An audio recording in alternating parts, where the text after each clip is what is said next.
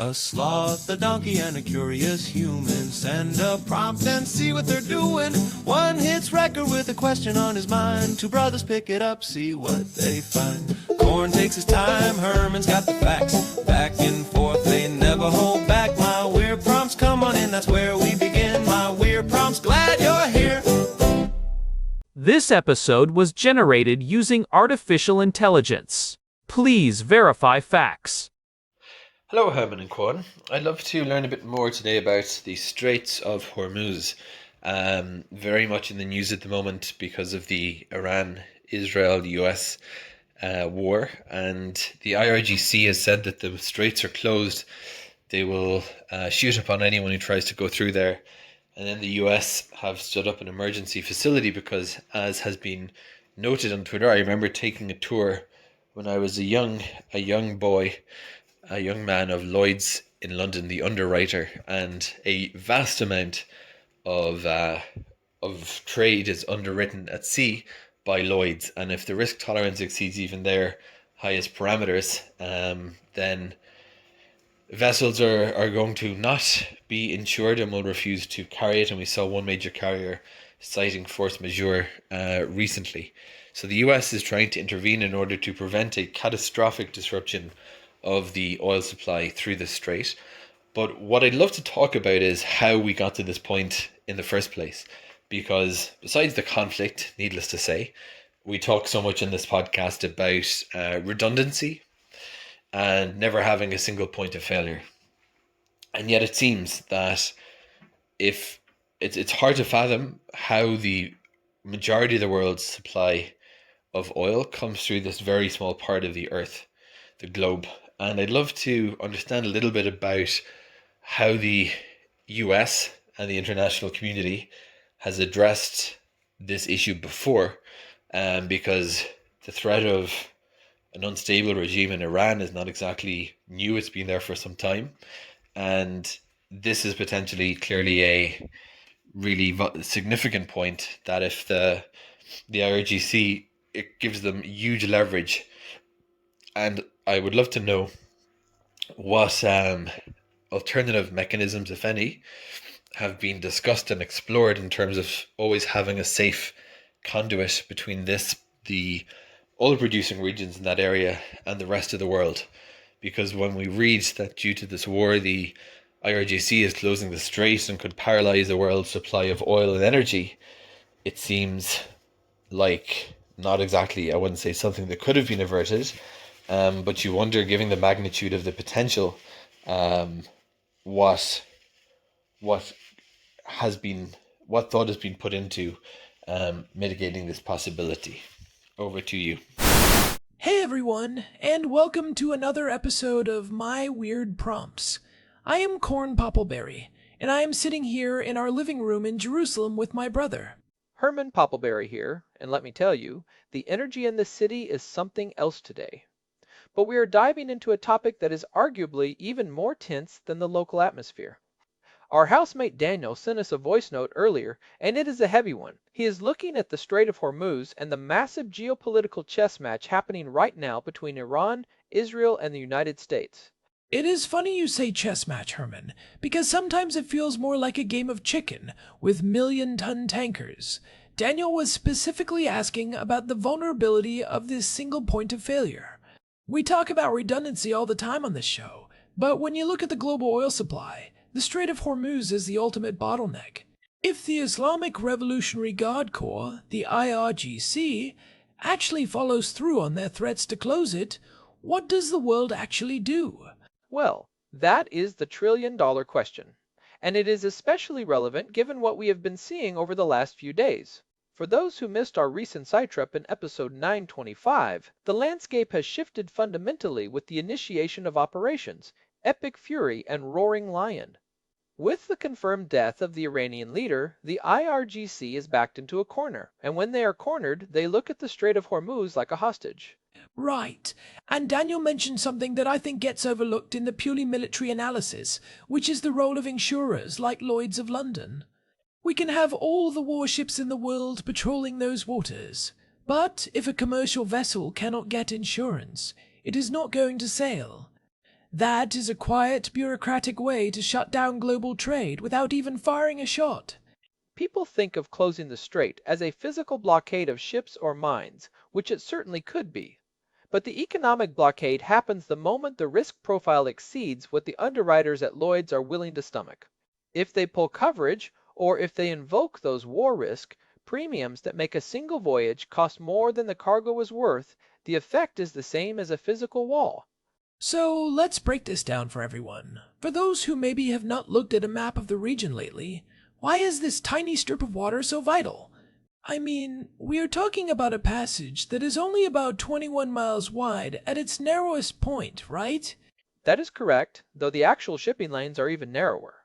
We are talking about 2 lanes, each only 2 miles wide, with a 2-mile buffer zone between them. And through those tiny lanes passes roughly 20 to 21 million barrels of oil every single day. That is about 20% of the world's total petroleum liquid consumption. If you want to talk about a single point of failure, this is the textbook definition. It is the jugular vein of the global economy. And it is not just oil. We often forget about liquefied natural gas. Qatar sends a huge portion of the world's LNG through that strait. If that stops, you are not just looking at gas prices going up at the pump in the United States. You are looking at power plants in Europe and Asia literally running out of fuel to keep the lights on. Which brings us to the historical context Daniel was asking about. This is not the first time we have been here. The international community has been staring at this vulnerability since at least the 1980s.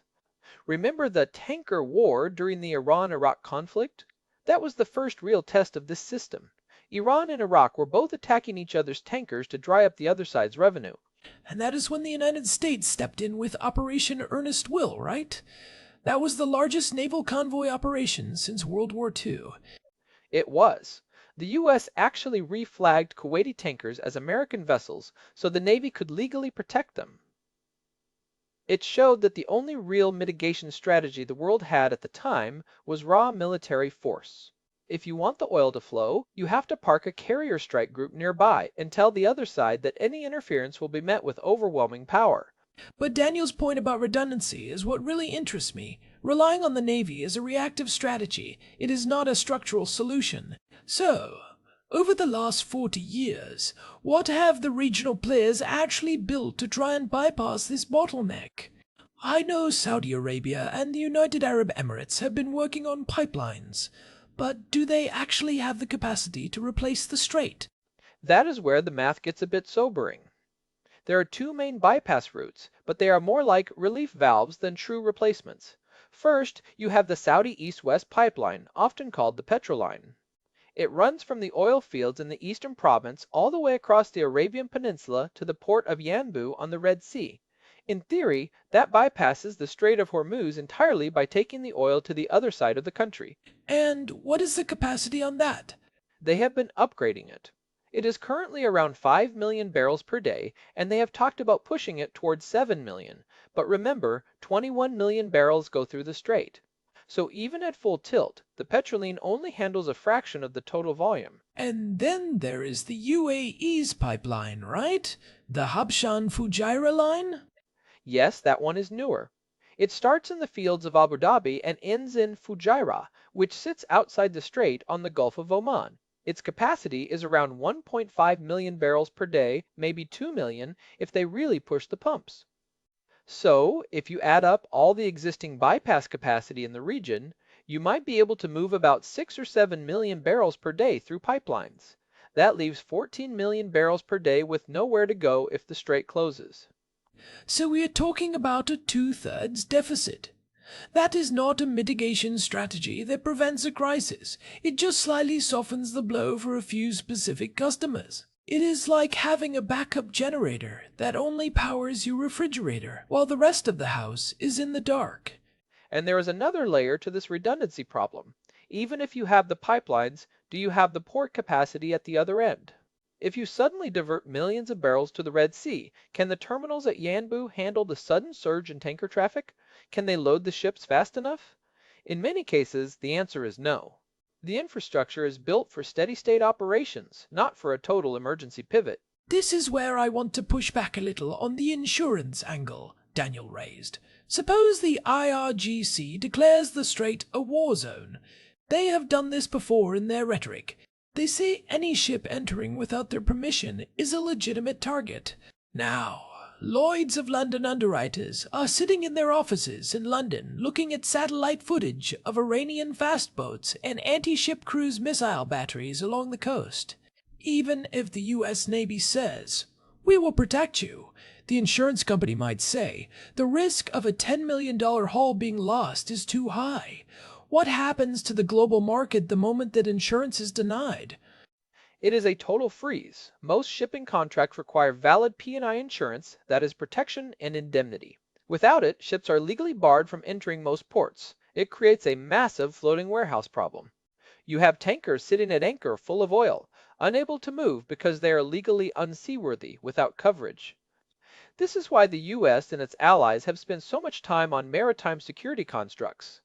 You might remember Operation Sentinel, which was rebranded as the International Maritime Security Construct, or IMSC. I do. That was during the Trump administration's maximum pressure campaign back in 2019 and 2020. The idea was to create a coalition of nations, the US, UK, Australia, Saudi Arabia, others, to provide a persistent eyes-on presence. The goal wasn't just to fight. It was to provide enough assurance to the insurance markets that the lanes were being monitored. Right. It is about psychological signaling as much as it is about kinetic defense. If you can show a Lloyd's underwriter that there is a destroyer within 10 miles of every tanker, the risk premium stays manageable. But what we are seeing now, in March of 2026, is a much higher level of threat. We aren't just talking about a few limpet mines or a seized tanker. We are talking about the IRGC facing an existential threat at home and potentially using their entire arsenal of suicide, drones and ballistic missiles to shut the strait down permanently. And this brings up a point we have discussed in past episodes about asymmetric warfare. It is much cheaper to close a strait than it is to keep it open. A few $1,000 drones or some old-fashioned naval mines can threaten a $200 million tanker. The cost to defend is orders of magnitude higher than the cost to disrupt. And when we look at the alternative mechanisms Daniel asked about, we have to talk about the political reality. Why haven't more pipelines been built? Why aren't there 5 different petrolines crossing the desert? Part of it is cost, but a huge part is regional politics. To build a truly redundant network, you would need pipelines crossing borders, maybe from Iraq through Jordan to the Mediterranean, or from Kuwait through Saudi Arabia. But these countries don't always trust each other enough to put their entire economic future in a neighbor's hands. That is the irony of redundancy in geopolitics. Redundancy requires cooperation, but the reason you need redundancy is often a lack of trust. If everyone in the Middle East got along perfectly, the Strait of Hormuz wouldn't be a vulnerability, because no one would be threatening to close it. The very tension that makes the strait dangerous is the same tension that prevents the construction of the alternatives. That is a brilliant point, Korn. It is a catch-22. Look at the proposed Iraq-Jordan-Egypt pipeline. That has been on the drawing board for years. It would take Iraqi oil to the port of Aqaba and then potentially into Egypt. It makes perfect sense on paper. It bypasses Hormuz. It bypasses the Red Sea choke points. But it keeps getting delayed by financing issues, security concerns in western Iraq, and political shifts in Baghdad. So, if we look at the situation right now, with the IRGC threatening to shoot upon anyone who enters, what is the immediate mitigation strategy? If I am the US Secretary of Defense or the Israeli Prime Minister, what is on my desk this morning? First, you are looking at the Strategic Petroleum Reserve. The US and IEA, the International Energy Agency members, have these massive stockpiles for exactly this reason.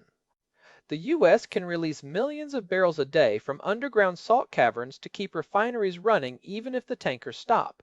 It buys you time, maybe 3 to 6 months of cushion. But that doesn't help the rest of the world as much. If the US uses its reserve to stabilize its own market, what happens to Japan? Japan gets something like 90% of its oil through the Strait of Hormuz. They don't have the same kind of domestic production the US has. Japan actually has one of the most robust strategic reserves in the world, precisely because they know they are vulnerable. But you are right, the reserves are a band-aid. The real strategy, being discussed right now, is likely what we call freedom of navigation operations on steroids. It is not just patrolling, it is active clearing. If Iran drops mines, you have to have minesweepers working 24/7. If they station missile batteries on the islands of Abu Musa or the Greater and Lesser Tums, you have to be prepared to take those batteries out. Which leads directly to escalation. This is why the strait closing is often called the doomsday scenario. It is almost impossible to half-close the strait. Once the shooting starts there, you are in a full-scale regional war. There is no version of this where the oil stops and everyone just sits around waiting for it to start again. The economic pressure to open it by any means necessary becomes so great that every major power, including China by the way, would be forced to intervene. That is an interesting angle. China is the largest importer of Gulf oil. People often frame this as a US versus Iran issue, but China's entire industrial base depends on that strait staying open. In the past, China has played both sides, buying Iranian oil while relying on the US Navy to keep the lanes safe. But if the IRGC actually shuts the door, China's neutrality evaporates. They cannot afford a total energy collapse. So, ironically, the mitigation might be that Iran knows they would alienate their only major powerful friend if they actually followed through. Closing the strait is a suicide pill. It destroys the global economy, yes, but it also ensures that the entire world, not just the West, has a vested interest in the total destruction of the regime that closed it. Which is why, historically, they have used gray zone tactics instead. They don't close the whole thing, they seize one ship, or they accidentally have a drill that forces tankers to reroute. They want the threat of closure to drive up oil prices and give them leverage without actually triggering the doomsday response. But as Daniel pointed out, we are in a different era now. With the leadership changes in Tehran and the military pressure from Operation Epic Fury, the rational actor model might be breaking down. Let's talk about the redundancy of technology for a second. We have been talking about pipelines and tankers, but what about the shift toward renewables and nuclear? In the long run, is the mitigation strategy for the Strait of Hormuz simply to not need what is inside the Persian Gulf? That is the energy independence dream, right? And we have seen huge strides. The US is now a net exporter of energy thanks to the shale revolution. That is a massive form of redundancy. 20 years ago, if the Strait of Hormuz closed, the US would have been in breadlines. Today, the US would be hurt, but it would survive. The problem is that the global oil market is fungible. Even if we don't buy a single drop from the Gulf, if the global price hits $200 a barrel, our prices at home go to $8 a gallon. You can't unplug from the global price of oil just because you produce your own. Right, because our producers would rather sell to the highest bidder on the global market, unless the government steps in with export bans, which is a whole other mess. So technological redundancy helps, but it doesn't solve the shorter-term geopolitical vulnerability. We are still decades away from a world where the Strait of Hormuz doesn't matter. Until then, we are stuck with these second-best solutions. I want to go back to the insurance thing for a minute, because that feels like the real hidden lever.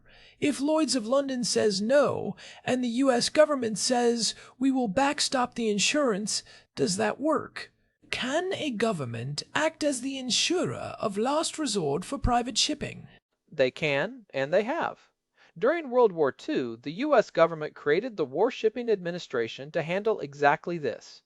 More recently, there have been discussions about sovereign guarantees.